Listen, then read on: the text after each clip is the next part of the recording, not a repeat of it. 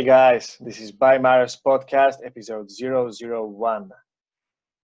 I'm very glad that in this first episode ever, my first guest was Brian Begin from Fearless. Fearless is a self-development company for men. They're focused on increasing confidence, improving embodiment and emotional intelligence for men. I have met Brian on multiple of their workshops and he became a friend of mine and a mentor. I really enjoyed the interview.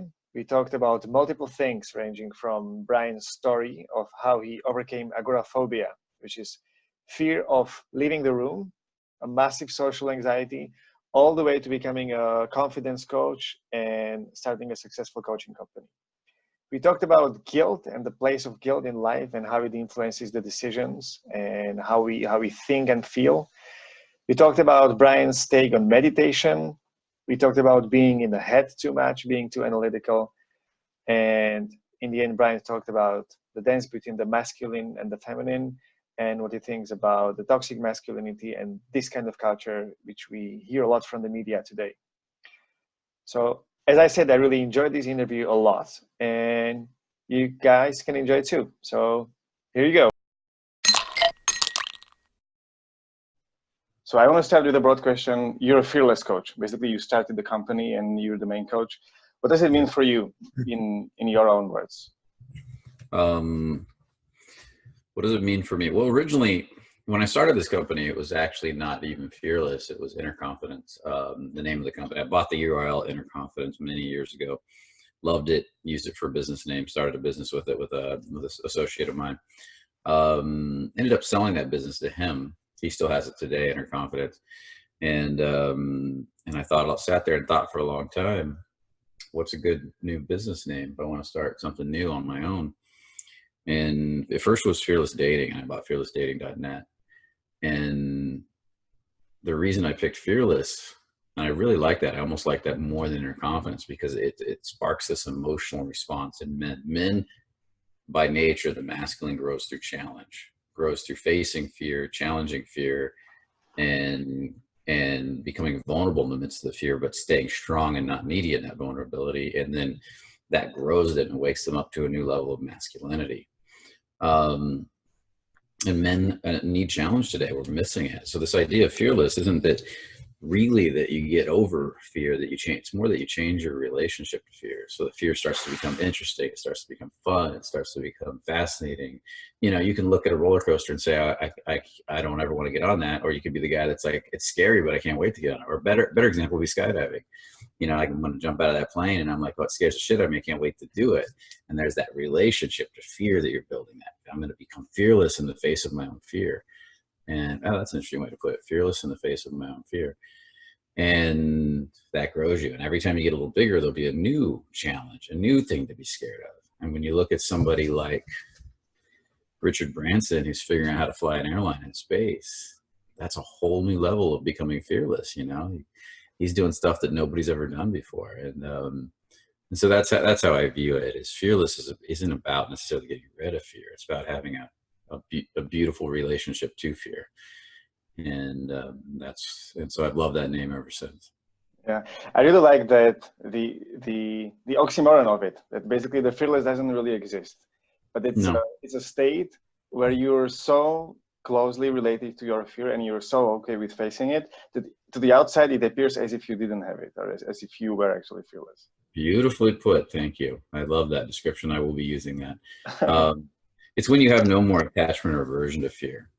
I always say the body goes through a certain set of emotions, and I never quite described it like this in releasing, maybe once or twice, but the body goes through a certain set of emotions and sensations, and but the higher self, the consciousness, if you can start to identify with your consciousness itself, it doesn't feel any of that. It's just expansion, it's possibility, it's moving forward, and so the more you disidentify or unattached or averse to the body's emotions, the more you can have them, you can cycle through them, but you can also move past them very quickly. You can learn from them, you can grow from them, but you make them mean something. Oh, I got to analyze my fear. I got to wallow in my fear. I can't believe I'm afraid. The more they own you and the less you can identify with that higher part of yourself that's just that's just constantly growing and expanding. I think it's in a social conditioning, it's somehow ingrained that fear is there to serve you somehow, that fear is there to protect you from some harm. So when you feel fear, it's something like, okay, now I should pay attention. Now I should pay attention to more and avoid the danger I'm facing. And I remember it was only up until recently that I managed to actually fully feel my fear. That I was sitting somewhere, I was going to approach to talk to one waiter in a restaurant, and I remember feeling afraid. But it was for the first time that I actually decided to feel the fear fully. And quite frankly, it felt like a psychopath. Like the second before the decision, like I make a conscious decision to feel my fear. It's unusual. It's unusual. Do you think there is a justified fear? Like there is actually a way that fear helps us? Yeah, no. I mean, yeah, if you got a lot of fear and you go do something, and it's extreme amount of fear, you might hurt yourself because the fear wants to become real, right? It wants to, fear wants to create because you're so focused on the fear and the intense emotion, you want to bring the thing into reality. So you're terrified of skiing down this black diamond run, and you don't have enough experience. And everybody tells you to do it, and the fear is freaking you out, and you're going up into your head. Maybe it's not the time to go down that black diamond run at a ski resort. Maybe a little bit of fear is okay. You're definitely facing some fear, but if you're just freaking out, you're going to tense up, you're going to hurt yourself. Now, does that mean that the fear was telling you something you should know? Well, could you have had, let's put it another way. Could I have had the same instinctual hit without the fear? If I was really in tune with my body and in tune with my instincts, could my body have said, don't do that because I love my body, I appreciate my body, and I appreciate my health, and I'm not ready for it without the need for all that fear? Or if that fear wasn't there, maybe you have the skill to go down the mountain, and once that fear is released, you're like, oh, I can handle this slowly, a little bit at a time. But if I did it with all that fear, I could hurt myself. So there's a lot of layers to this. I personally believe that when you getting past fear doesn't feel like fear anymore. Fear just feels like an instinctive hit, and it's not like, it's like, don't do this, move in that direction. And then when you do get fear, there's growth there. There's something you're resisting, not feeling. You'll still get fear. It's just in greater areas of growth. And as you release the fear, you start to get more conscious of the best way to handle the situation. Should I or should I not? Then your instincts become super clear. Hawkins talks about that. Do we have to? Guilt's another great question. Do I have to? Is there a healthy form of guilt? And Hawkins would argue there's not. That guilt is a product of trying to control people, and if you get conscious enough, you'll release all that guilt, and you'll do things not out of guilt but out of love for the other. You, like, I won't be rude to somebody out of guilt of getting in trouble, or I won't break the law out of guilt of getting in trouble. I'll do it out of the love of my fellow man, of my country, of my people, of people around me, and it's a different motivator completely. Yeah, I have a question about guilt actually prepared, because I think it's one of the most difficult emotions to release, and it's because it somehow relates to other people. So when I'm letting go of my own guilt, it feels like it's also related to all the others that guilt is related to. And for some reason, it feels that it's bigger. It's bigger than anger. It's bigger than shame. Bigger than it is actually sadness. It's one of the biggest emotions there is. Have you read any of the Course in Miracles? Yeah, I did, like first 100 days maybe. Yeah, if you read the Course in Miracles, they'll say that guilt is all pervasive and it's everywhere, and it's the humans have been programmed with so much guilt, and that's what kind of almost it's like this primordial emotion that's deep down inside of us, that we're constantly feeling guilty for everything we do. And then when you realize that guilt is all pervasive, Hawkins talks about it, letting go too, and you start to see how we're swimming in guilt all the time and start to release that, that's a life changer. So an example of this is that, how do you program a child from early childhood to stay safe? Well, the child's not conscious enough yet.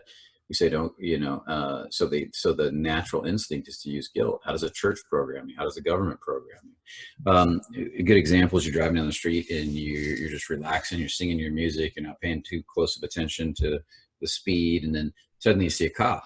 You suddenly feel guilty the moment you see the cop look at your speed. Am I going too fast? Start double checking everything 2 and 3 times. But when you cross the street, you suddenly feel guilty the moment you're going to cross the street because you're not technically using the crosswalk and you don't want to get in trouble. You bump into somebody in line at a buffet or a restaurant. Oh, do you suddenly feel guilty for bumping into them? And do we need to feel guilty for all these things?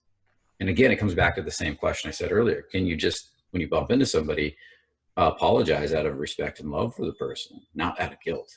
Can you cross the street and look both ways? And like a child needs to be taught out of guilt, potentially, we could argue this, to that you're going to get in trouble, you're going to get hurt. So you don't do that and you step in the street so they don't get themselves killed. But then maybe as our consciousness evolves, the child can learn to look both ways out of love and respect for his own body and not out of a sense of guilt. Governments forever have needed to control people through guilt. Religions have needed to control people through guilt. So every time you're walking down the street and you even at 1% feel like maybe I'm doing something wrong. Oh, what does that person think of me? How does that person, there's guilt there's guilt over everything. It's a great chapter on this in Hawkins' book, but there's guilt of the moment. There's guilt of, you walk around one group of friends and you act one way, you act around another group and act another way out of guilt of them judging you. We have guilt over the politicians we pick. We have guilt over like you get around one group of people and they make you feel like shit for not having the proper education. And then you feel guilty you didn't go to school enough. And then another group, it's this guilt is this sense I did something wrong. Yeah. And then that engenders punishment, which engenders fear. So guilt immediately creates the sense of fear because you deserve to be punished. Somebody is going to pick on you. Yeah. I really like I'm not sure if it was A Course in Miracles or Hawkins, but somewhere it says that when you feel guilty, the punishment buys you freedom. So when you get punished, that's causing the relief from guilt. And I have a wonderful memory from primary school when I got like a grade 4 at school from mathematics for the first time in my life. And I knew it was wrong, but I didn't really know why, because I didn't really care about grades. It was like in grade from parents. And I was walking home and I remember feeling so guilty for the 4, for the D, like the D grade. And then I was talking to my parents and I literally remember asking, I think it was my mom or my dad, I asked them, why don't you rather slap me than having me these 30 minutes conversation about this? So I can be done. Yeah, let it go. Yeah. So I can be safe and like the account is balanced. Like I got my damage, you got yours damage, and we can move on. Yeah, that's super true. I did that in grade school too. I did it was a mathematics little section of mathematics. It was all minuses, like this minus this minus this minus this, a whole row of them. I remember. And I did them all as pluses. And at the end, I realized they were all minuses. So I just took my pencil and made them all pluses, thinking the teacher wouldn't notice because I was a little kid. And then there was that. And then when she finally called me up and said, why did you do this? And starts showing me like what I did. And there was a sense of guilt, but there was a huge sense of relief after it was over. Okay, now I never have to worry about that because it ties up energy in the back of your mind, right? Yeah. And so guilt is an energy drainer. Like how much guilt are you using? It's huge. So I see guilt as like, it's hard to see. It's fish in water. We have so much guilt running in our lives that it's like a fish in water. And where there's guilt, there's probably shame. There's definitely guilt. If you have shame, there's definitely guilt. And you can have guilt without shame, but usually where there's guilt, there's going to be shame. So they go hand in hand. And then everything kind of gets based on that. Down in apathy, grief, and fear, that's where it all happens, Yeah. People that have a lot of guilt and shame get stuck in apathy, grief, and fear. When you work with people who have a lot of guilt, what's the best strategies to help them? I mean, as quickly as possible, or maybe supporting beliefs that can change this quickly. Well, you got to first see it. And most people can't see all their guilt. And then if they do see it, they see it for a few minutes and walk down the street and put it back away and stop noticing it again. It's like a fish in water. Until you see the water, you can't do anything about the water. Well, in the case of a fish, the fish doesn't want to get rid of the water. But in the case of guilt, we do. It's like the fish in dirty water. If you're used to being in dirty water, you can't do anything about it. So first step is you got to become aware of guilt and how much it runs your life. Getting ready for this podcast, was there any sense of like, I have to hurry, I need to be dressed a certain way, or I'll feel guilty, I need to look a certain way, or I'll feel guilty? Is there any sense of, I'm running late, I'm not going to have the lighting right, I don't have the right background, I don't have the right microphone, it's not going to sound good? And then there's a sense, it's not that any of those things are bad in themselves, but is there a sense of guilt for each one? And I should be punished. I'm doing something wrong. I didn't show up enough. I didn't work hard enough. I didn't go get this taken care of. Why didn't I get this taken care of earlier? That beating yourself up in the background, actually punishing yourself for the engendered guilt that you're feeling. Then you beat yourself up, so you're self-punishing. You think about religion; they do this in religion all the time, right? Religions, you control people through guilt, and then they have to have repentance. You're a sinner. Here's your repentance, or we got to flog you. Something like that. And so all day long we're doing this. We're running around feeling nervous or afraid. And you don't realize that nervousness and fear that you're doing something wrong or just did something wrong, no matter how minuscule it is. Like, I got to rush, there's a race, there's a reactiveness, is all in relationship to guilt mostly, And I don't know if you had any of those experiences when getting ready for the podcast, but. Well, I was laughing because I changed my t-shirt like 20 minutes ago. I turned the lights off before the podcast and moved the lamp just in front of the notebook to make it perfect. Yeah, and that's all beautiful. But those are beautiful things to do. Think about it. Those are beautiful things to do if you're doing it because you want to have a great podcast. If there's this feeling of, I'm going to make this look good, it's going to be beautiful, I'm having fun, I'm being artistic with it, versus, am I doing something wrong? Am I making a mistake? Am I doing this bad? Am I going to let everybody down? You see what I mean? You see the difference in those two energies? Yeah, absolutely. Yeah. I think it comes down a lot to being able to see your own culture from the outside. Like, I studied outside my home country. I was in the United States multiple times for workshops and know many people from abroad. And I'm not sure if I would be able to see my own self from a higher perspective without this experience. Because like a fish in a dirty water doesn't know that the water is dirty. The water is dirty if it lives in its entire life. Yep. That's the same thing with anxiety too, guilt, shame, all those. You're living in it for so long. You grow up in it. Your household is filled with it, let's say. Let's say you're born into a family that's filled with it. How do you, I thought I had so much anxiety growing up and I didn't know it. I was like, no, I don't have anxiety. Everybody else could see it. What are we talking about? And I'm like, and then I let some go. I do a process, let some, I feel so much better. Now the anxiety's gone. They're like, no, it's not. It's less, a little bit less. And I'm like, really? Yeah, there's still a lot there. And that's where the video feedback, when we do a lot of video work, it really helps. It helps you to see what's going on inside you. Yeah. The reason we call it the unconscious mind. I find it wild that even when it's lower, I used to have a tendency to feel guilty for not enough progress. And that's what caused the progress go even slower, which is again oxymoron, but it's just beautiful how the mind literally locks the development through guilt. Yeah. When you look at the emotional scale, apathy, grief, fear, lust, anger, pride, courage, acceptance, peace, or courage, acceptance, love, peace in Hawkins' book.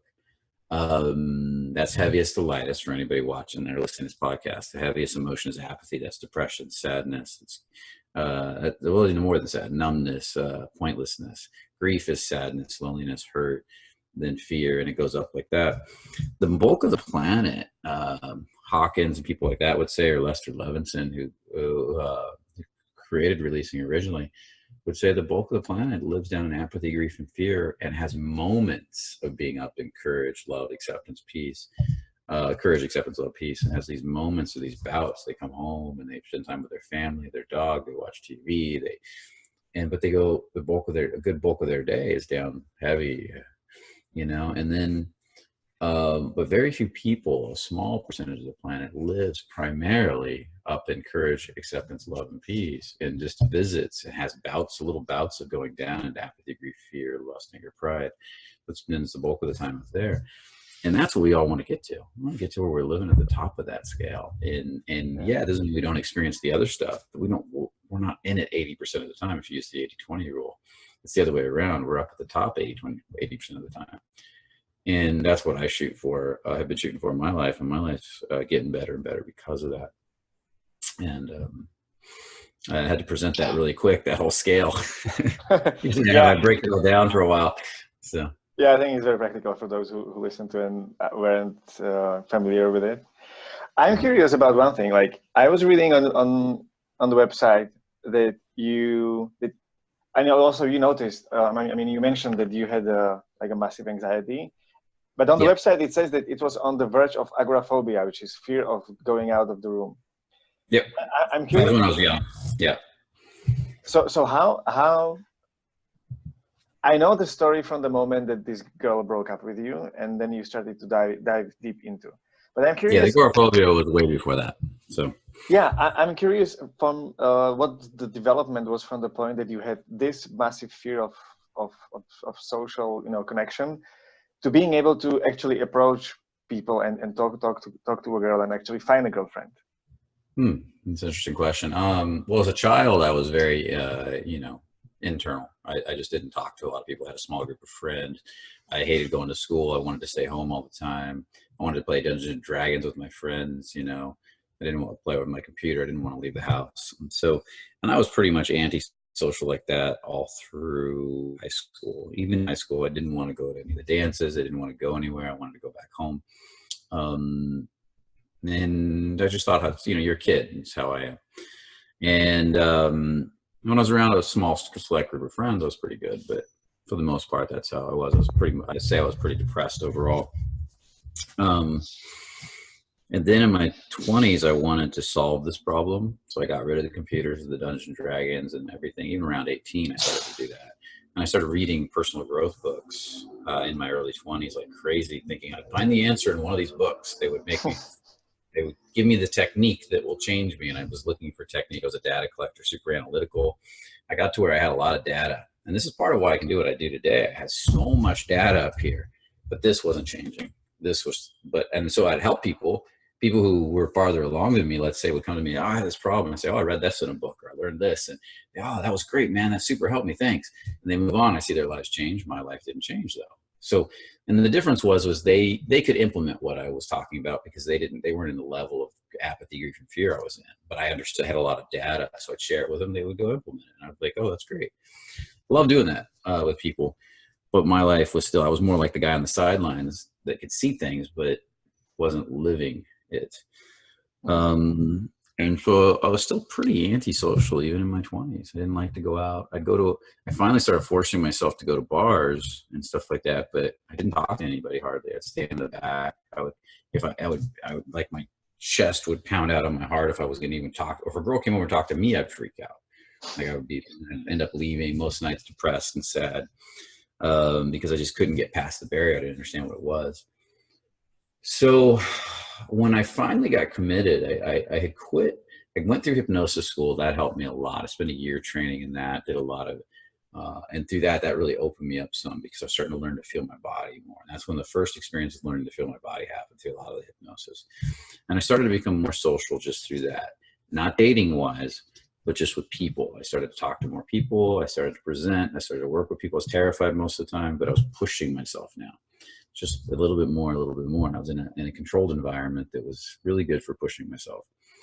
But I didn't practice for a long time after that. Then I got a job, and I had various jobs, and the jobs brought me out a little bit more too. They had me teaching maintenance programming at one point, and that, I worked for I was a customer service to maintenance programmers, to teaching the maintenance programming. I really realized I loved teaching. And when I started teaching, I was really happy. And so it started to bring me out of my shell. The customer service rep started to bring me out of my shell. All these little things I was doing, just a little bit. So it's just a slow progression of jobs. But I still was very antisocial when it came to meeting new people and strangers. I couldn't, people I knew already, I started to get pretty decent with. I was still a nice guy. Wasn't good with women. Even women I knew found me as just to want to be a friend. But I was a little more outgoing now. So then I decided one point to change that. I had quit all my jobs, moved into this crazy yoga community, and I lived there for a year, and I realized that I just needed to push myself. So I moved out of there, and I started to study dating.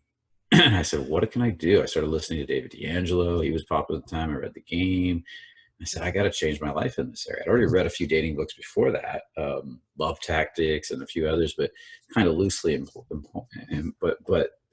loosely applied them. But when I really, this is the point in my life, and now I'm in my mid-30s, I said, I got to change all of this. And after reading the game, making some friends that were reading the same stuff, I said, let's do something about this. So I started going out, and I remember I was in Long Beach, and I said, I'm just going to walk up to people and ask them the time. And I saw this guy, not older, but probably maybe late 30s, 40s, big belly. And I was like, I'm going to go ask him the time. And I thought him and whoever he was walking with, I couldn't do it. I felt like such a nice guy because deep inside, I felt ashamed, guilt over asking him the time because I knew the time. And it riddled me. I'm like, I'm lying to him. I can't do that. The nice guy in me wouldn't let me do it. And that's when I realized I had a real problem. I can't even ask a stranger the time unless I really need to know the time. And so I just kept pushing myself, and I would do this stuff all the time. I'd go out, and if I had to stand there for an hour to get up the nerve to ask somebody the time, shaking, I'd go do it, and I'd do it again. I moved in with a natural, and I started following around people that were doing this stuff. And I had some guys that were pushing me into people, forcing me to talk to people. And I was still terrified. But everything was just a slow progression like this over time. Eventually I kept pushing myself more, hanging around with naturals. This one natural in particular, met this girl. That's where I got my heart broken, and then from there, I took some workshops at Pick 101, and they pushed me into a ton of people.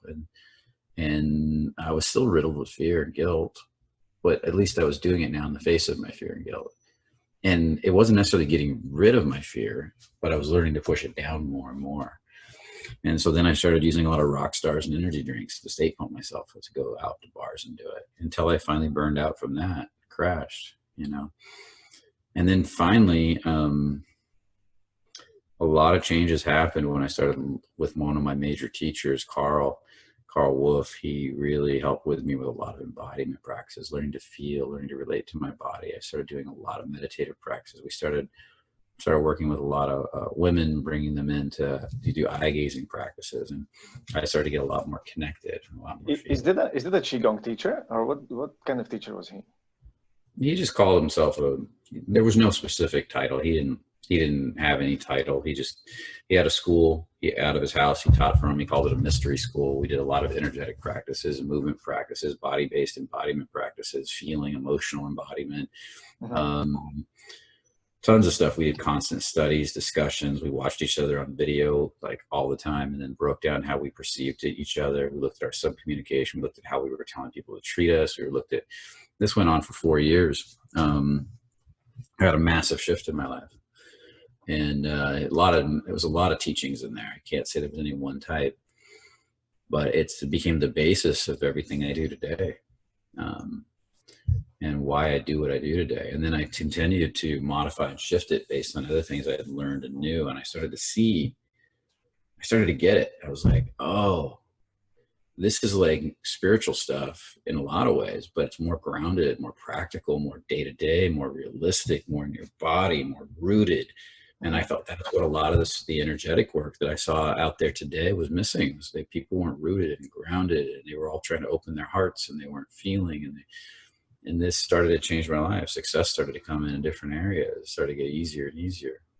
And then from there, I eventually added releasing, because I found releasing. And once I saw this guy do an entrainment with releasing, I looked at him and I knew exactly what he was doing, because I'd done so much of this sub-communication work with Carl, and he didn't know what he was doing. He's like, I don't know how I do what I do. And I said, I do. I can see it. 4 years of reading subtle sub-communication with Carl, I could see what he was doing. It was very subtle. So I started breaking him down, reverse engineering what he was doing. I wouldn't call it a technique, his feeling-based process. And it started to shift my life radically. The two together were like dynamite. When I put those two systems together. And then I went and started studying releasing, because he was doing entrainment and releasing, and Carl was doing a little bit of entrainment, not the level of this guy, mm-hmm. but a lot of deep embodiment, sub-communication work. All that together blended so beautifully. And then I just started doing teachings around that, and everything's gone crazy since. Changed my whole life. I see. Yeah, it's like it feels like it all makes sense now when you look backwards, but when you're in it and you're going through the anxiety, being scared of leaving the house, it's really difficult to look at it this way. Yeah. Yeah, if you hold an intention in mind and you're consistent with it, it has to ultimately manifest. But what most people do is they see the journey or the road and the mountain in front of them, and they just quit. It's too much. I don't want to deal with it. I'd rather drink beer, rather watch my sitcoms. I'd rather, hang out with my friends that aren't going anywhere because it's easy. The more we have systems to avoid, the more we'll use those systems because they're immediate gratification. We long-term gratification, which is actually what's super rewarding to the soul and body. That requires a little more effort, and people are so addicted to their immediate gratifications. And that's. I have a question about meditation. You talk a lot about meditation in your courses, especially that there are so many ways how to do it wrong, like being in your head, imagining and having these wonderful, blissful experiences, while not really taking it into the real life, and then crashing even faster. So how would you recommend doing the meditation, or what's your best practice over the years that you learned? Okay, well, I wouldn't say wrong, but I would say you can use meditation as a disassociative process. This is something I've noticed. I've had a lot of meditators come to me and say they quit meditation because they would get really blissful in their meditations, but then they wouldn't want to do anything else. They would come out of it and their life would suck, so they just want to go back to meditation. And one guy quit altogether because his life wasn't changing at all from meditation, other than he would have these blissful moments in meditation. What I began to notice with those people, I'm not saying all people are doing this, is what they're doing is using meditation to disassociate from the now. They create their own little bubble of meditation, push all this out, and what they could do with the meditation is start to meditate on feeling everything they don't want to feel until they resolve the pain. That's a form of releasing, till they resolve the resistance to it. And then the meditation expands and allows them to become one with everything and beyond everything. And that's what we want to do. But a lot of people just don't do that. They find a way to avoid what is in the physical world and almost disassociate from it. Now, what was the other part of your question? What's your idea of how to do it so that it's most effective? But you basically answered the question by saying that, like, you go right through the negative feeling and wait until they resolve themselves. Yeah, everything is felt in and through the body, right? Your body is your feeling mechanism. You got all these senses and sensations and feelings.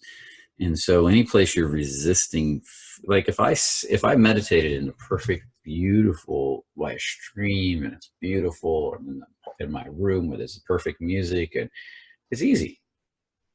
But let's say now I want to go out and step outside where there's noise and chaos going on, just a little bit more than I'm used to, and then meditate and feel all of that for a little bit. And then I want to go somewhere else and do that. And, go to my office and sit in the middle of all my work that I have to do. Welcome the feelings and sensations that come up from that. This is all the beginnings of releasing. And starting to welcome everything that's there and just letting it all go until you can be one with all of that. There's no more attachment or aversion to all the things you have to do at work.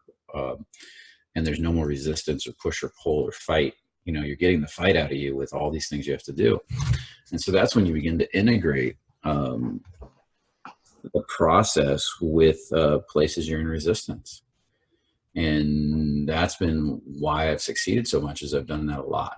I just recently taught my sisters, the releasing program that we teach here. I took them through it, brought them into the last class, and they're going nuts. Their whole lives are changing because they're using this. My sister went and used this process at work, used this process at home, and they're like, oh my God, there's so much changing so fast, because it's very different than just meditating. It's learning. And then there's the other side too, the people who want to meditate to get out of their bodies. I want to astral project. I want to float out of my body and leave. I'm like, what are you telling? You're going to leave your body someday. Don't worry about that. That's going to happen, but you're in this body for a reason.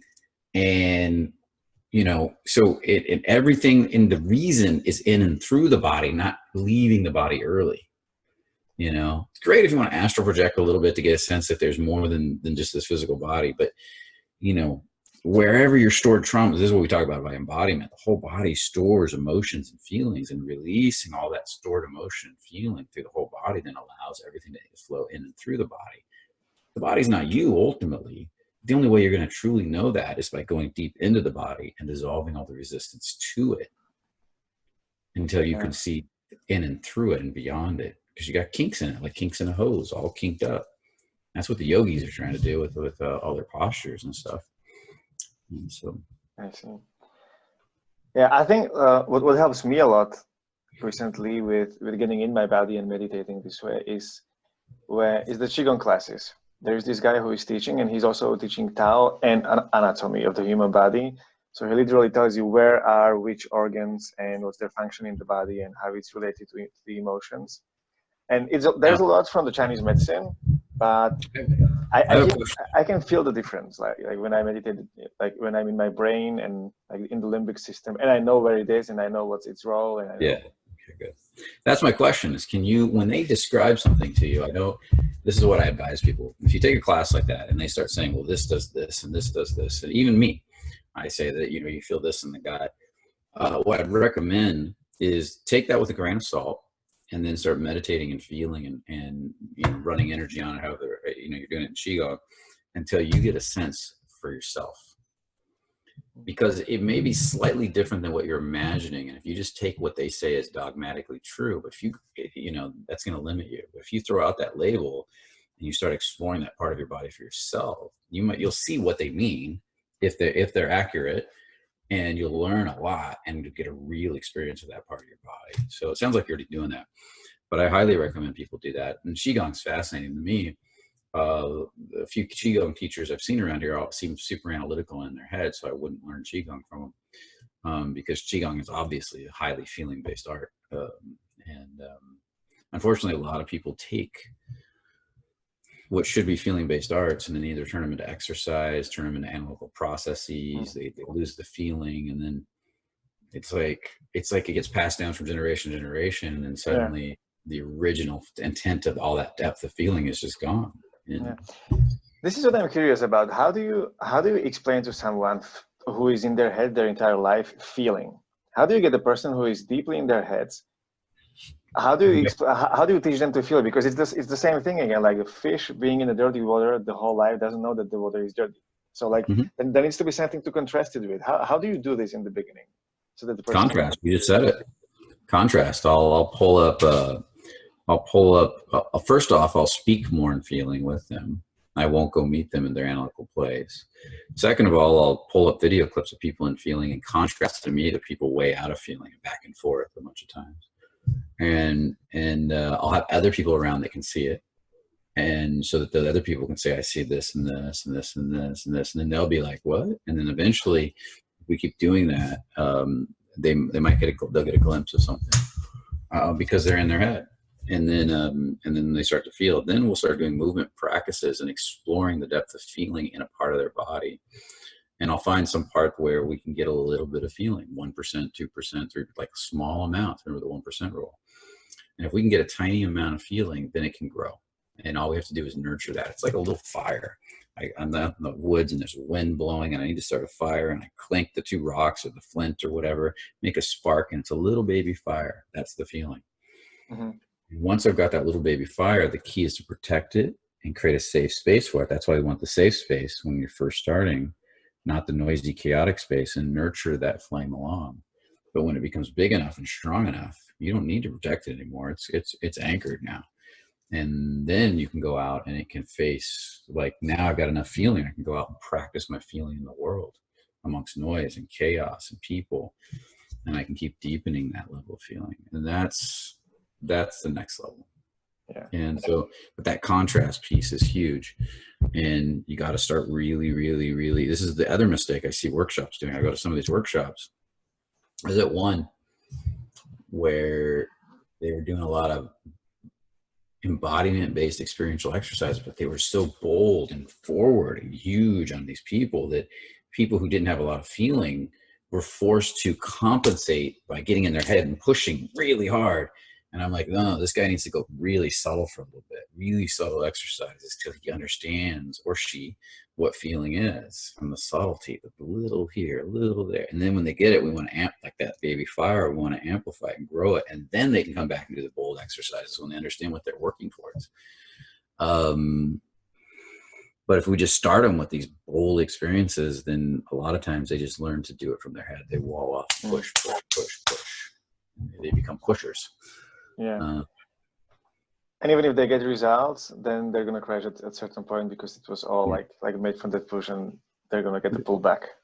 Exactly what I did with the rock stars and energy drinks. I pushed, pushed, and pushed my anxiety down until I burned out, until I was sick. I mean, I had thrush in my throat. I had polyps in the back of my throat with blood on them. I had blood in my urine at one point. I had pushed myself so hard and my body so hard, and it just was sick, and had bad candida all through my body. And I just, the detox was insane. Oh my God, that was a rough period of my life. And, but that's when I stopped pushing, and I refused to go to any teacher now that I don't mind pushing.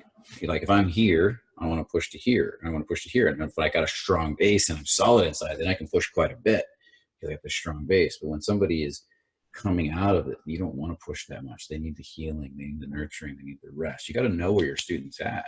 And because some student could handle a huge push, he's going to drop in under the huge push. But a lot of students aren't. And when you got a huge room of people and you've got them all pushing like crazy, and you don't know which ones actually maybe need something subtler for a while, and you got to pull them out. Actually, probably a good bulk of them. There's a few that can handle the push, but a lot of teachers, that's how they teach, because it's a great way to teach a giant audience. Has it ever happened that there's a guy who is so much in their head that he takes this as something esoteric and something like, this is too much, this doesn't make any sense, and then just leaves it like that? Yep. Yeah, that can happen. Sure it can happen. That's why I love to have a lot of different people, so he can start to see the reaction of different people in the room. If I have 10 people in the room and he's one of one or two that are having trouble seeing what's going on, then he starts to question himself. If it's just me saying, look at this, and I'm telling him he can't feel, he could easily challenge that, right? Yeah. Now, let's look at, let's be the devil's advocate on that. Somebody else could say, well, you could be having those 10 people in there and just influencing their minds, right?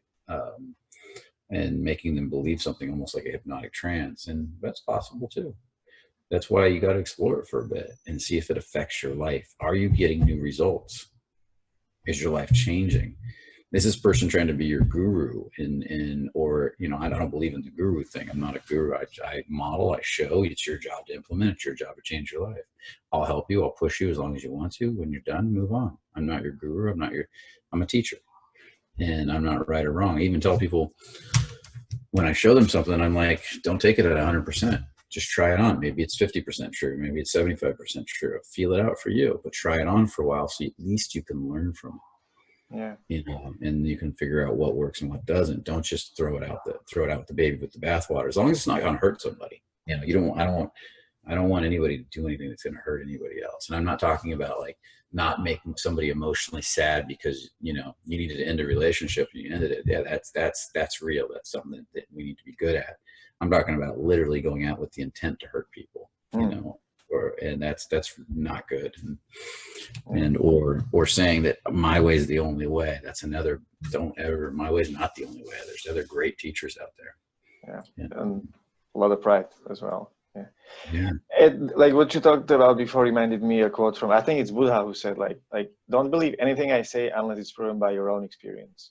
Like this is the best thing a teacher can say. Yes. So all I want to do is help you keep exploring your experience till you find your answers for yourself. And we're all going to have a different path. I mean, my path is not going to be the same as yours.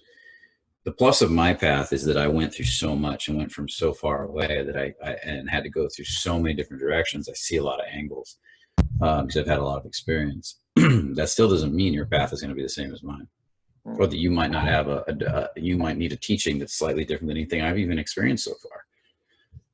So I won't constantly having to look through the lens of each person and say, what's this person experiencing? And luckily I'm pretty good at that, at putting myself in people's shoes and what are they experiencing?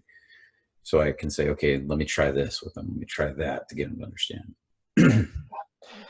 I'll change the topic a little bit. I'm curious about what you think about toxic masculinity and this whole concept, like how this is being marketed and for like the concept being popularized. Mm-hmm. I think it's like a two-edged sword because, like, on one hand, it's good that it's being spoken about men, uh, about the society wanting men to feel more and wanting to show their emotions more. But at the same time, with this concept of toxic masculinity, I'm not sure if it's not, on the other hand, causing more of a nice guy syndrome and creating more guilt for the people who are already in trouble. So what's your take on that? I mean, you can't attack something without causing a reaction. Anything you attack, you cause a reaction. So, and you can't have one side of a polarity without having the other side. So we could say there's masculine people that use masculinity for good and to help people and grow, and there's people that use masculinity for darkness. But you can't say that without saying the same thing about femininity. So if we're going to have a talk with Matt and we want to create this term that never existed before called toxic masculinity, then by default we create the term toxic femininity too, which does exist. Or doesn't exist. Let's say doesn't. It exists because we created it. It's just a label. So I don't love the term toxic masculinity. I think it's a term used to create guilt, and we already talked about guilt. We don't need more guilt. And if we want to create more guilt in people, then you're going to create more nice guy, like you said, more shame, more problems. I'm a toxic male. Oh, I'm bad. And then you're going to create a reaction to that, which is going to be the more attack on feminism, and which is not good or bad. It just is. If you believe in feminism, great. If you don't, great. I'm not concerned with that. I think there is a lot of feminine people or feminists that are actually working at being more masculine than the men that they're attacking, and they're trying to turn the men more feminine. So it's a very confusing thing. It's not. There is no one answer, and there's many gray areas in it. What I prefer to look at is how do we, I could sit here and talk about toxic masculine men all day, but there's been toxic men and women, let's just say that, since time began. There's been women manipulating and whispering guys' ears, getting them to do dark things because women are masters at it. They're masters at the subtle. And then we blame the man for it. Or vice versa. There's been men abusing women forever and abusing other people. There's also been men creating structures and healing and protecting and creating safe space for women to evolve in. And there's been women healing and nurturing and inspiring men to greatness. And in my mind, I want to focus on helping build the men that want to create amazing lives, and helping support the women that want to support them, and helping building women that want to create inspiring lives. And we can talk about, the more we talk about toxic masculinity, the more we'll just see it in the world, the more we'll argue over, fight over it, the more it'll exist, the bigger it gets. And a friend of mine even says he doesn't even like the two terms. I can't remember, what did he say? It was really interesting. He says toxic and masculinity shouldn't even go together, because he says toxic, what did he say? The toxic, because toxic comes from, there's toxic shame out there. And shame is a self-hate, and there's toxic shame. So, and that comes from Bradshaw's work, John Bradshaw, the shame-based child, and toxic shame, and masculinity. And so shame is a lower emotion. It's a self-hate we're dealing with.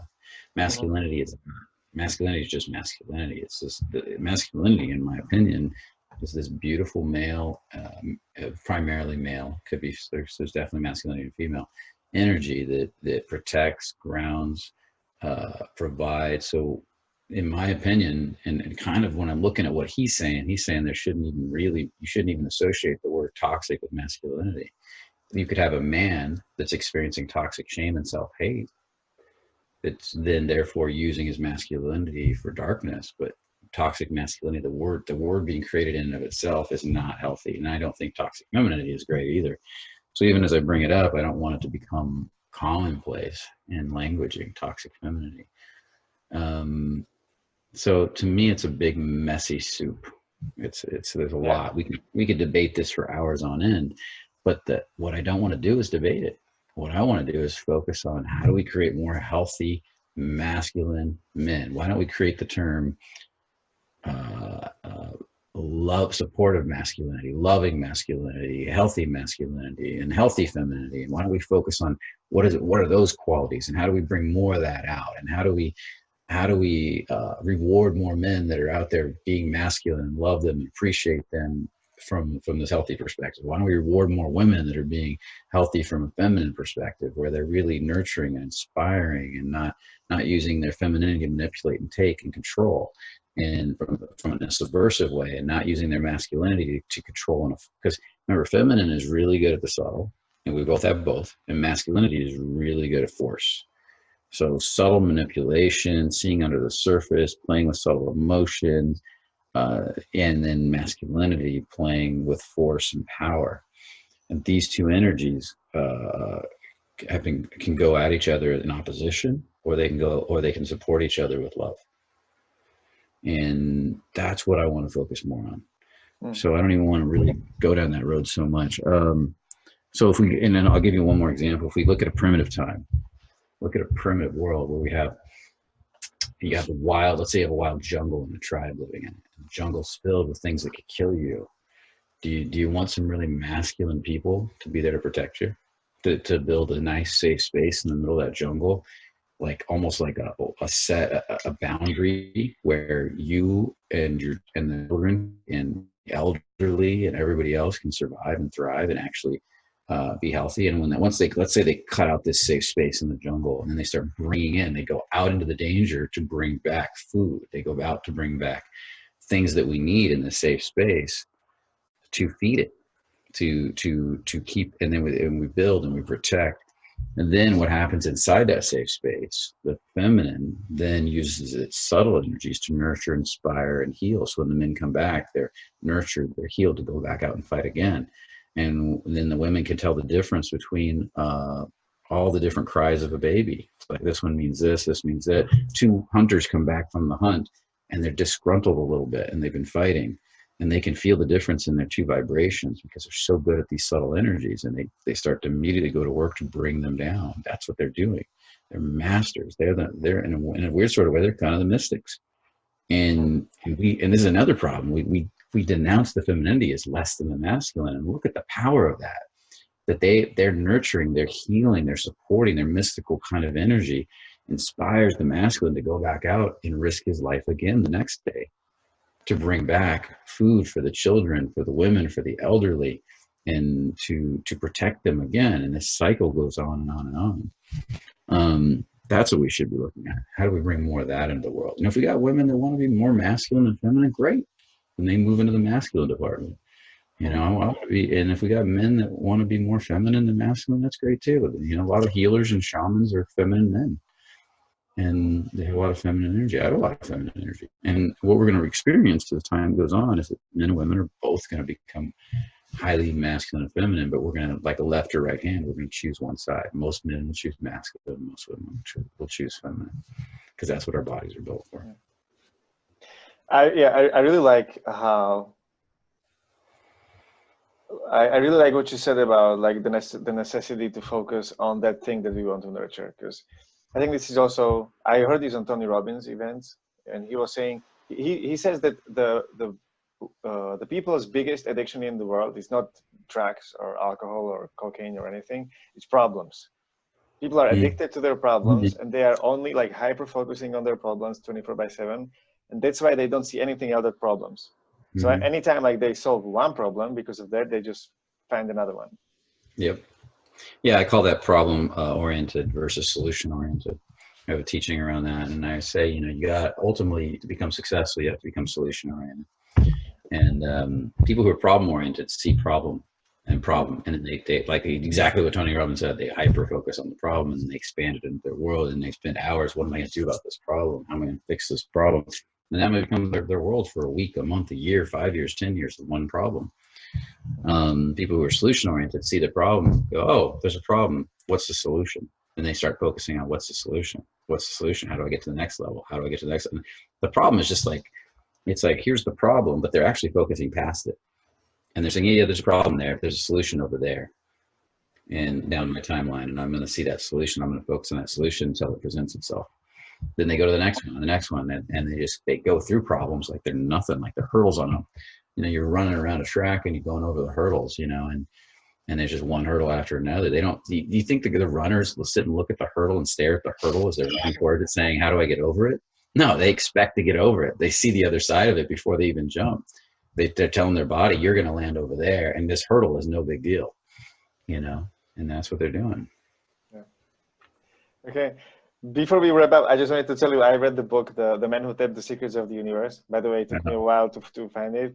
And I read it on Wednesday. I read it again on Thursday and again on Friday.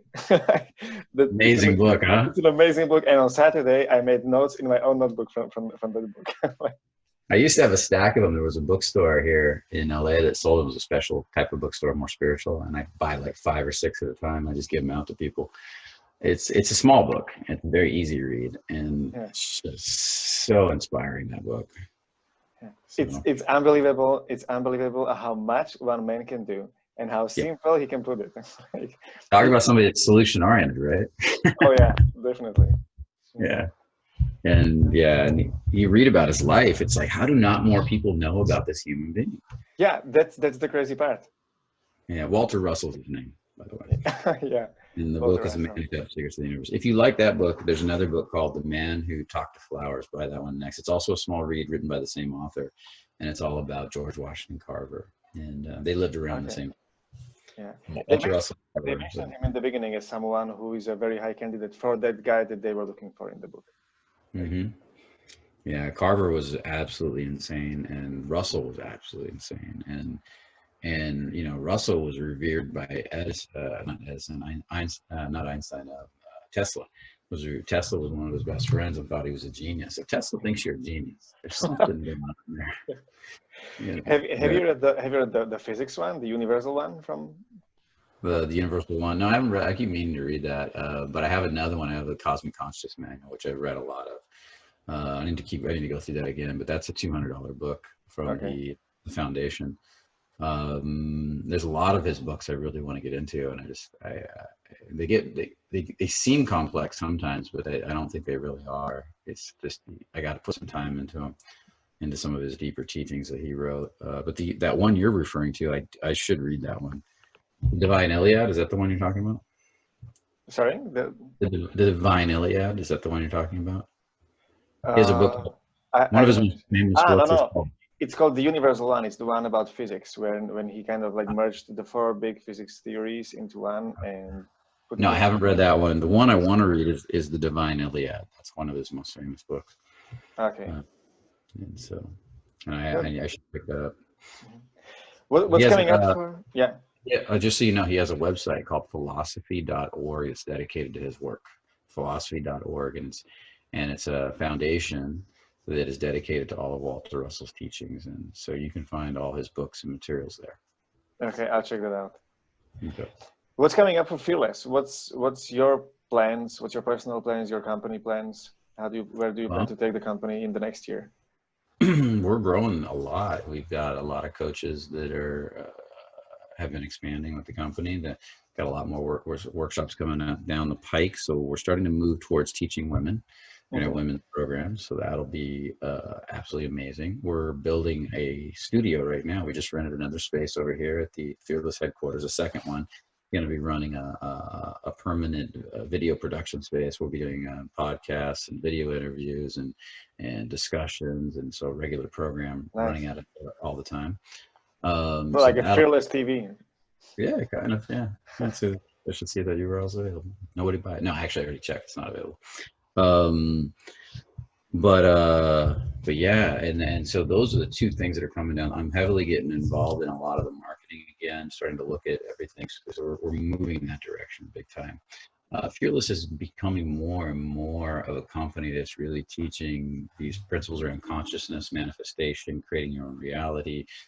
We still have a dating division, but we're going to start moving in that direction more and more of the energetic modeling and energetic embodiment teachings. So we want to go deeper into that. as well as the women's program. And that's what excites me now. As I'm getting older, you know, the dating is cool, but I'm going to leave that. I'm going to teach guys like you guys take that stuff over. And then I'm going to move more into this consciousness and helping people, you know, heal their bodies, change their realities, go after all their dreams. And because that's what I love doing. I love people. And like, we're here to live big lives. We're here to live amazing lives. We're here to have fun and live primarily in CAP, but we have to learn. We're not given this instruction manual the day we land here. We have to figure it out. It's a feeling-based process, not a literal database process. But once you learn how that works, your whole life changes. That's what we really want to teach in Fearless, and that's what I want to move towards more and more over the next few years. I liken it to learning to, like, if you walked onto a beach and you've never surfed in your life, you've never even heard of surfing, and I tell you one day you can take this big long board and put it in the water, and you're going to stand on it, and you're going to ride on top of the water, and you're going to ride up and down those things called waves out there, and you're going to ride up the face of them, maybe even do a little spin or a flip off the top and back down. You'll think I'm fucking crazy. I'm telling you to basically walk on water. And you're like, no fucking way. And that's what, you know, when somebody says that's living in deep apathy, grief, and fear primarily, or they haven't learned to manage their systems or their body yet, that they can create anything they want, like this guy riding on top of the water. They're like, you're crazy. If I go out there, and maybe they've never even swam in their life, oh, you throw me in those waves, I'm going to drown and die. You know, that's their answer.